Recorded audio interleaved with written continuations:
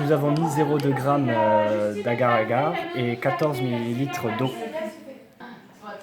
On chauffe ensuite le mélange à l'aide d'un bec électrique jusqu'à ce qu'il y ait un début d'ébullition, 20 à 30 secondes après. Donc on le place sur le bec et on remue jusqu'à ce que le mélange devienne limpide.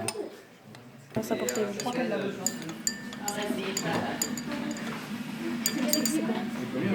Mais on pose. pour avoir Hop, donc on sort du feu,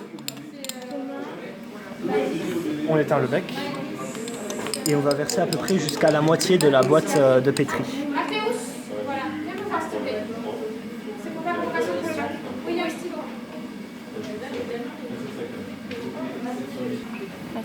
Une fois refroidi, on place le gel d'agar sur la gabarit de perçage et à l'aide de cette magnifique petite pipette, nous allons faire des trous justement aux endroits où il y a les cercles noirs.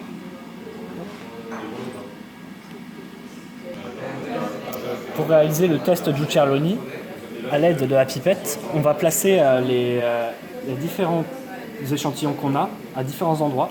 Donc l'antigène sera au milieu.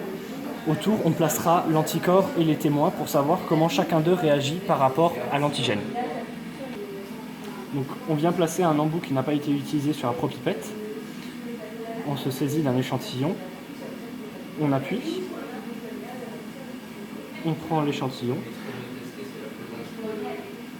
Et ensuite, on vient le placer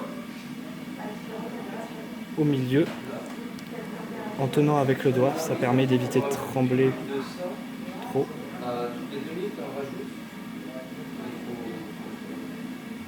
Hop. Et ensuite, on éjecte la propipette. Ah, celui-là, il était cool, c'était épais. Comme ça.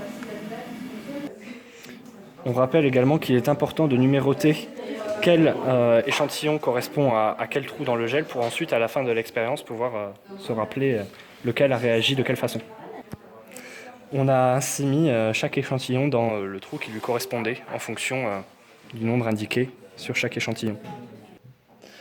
Pendant que les arcs de précipitation se formaient, nous avons réalisé deux schémas, l'un à l'échelle macroscopique, l'autre à l'échelle moléculaire du résultat du test d'Ucciarloni.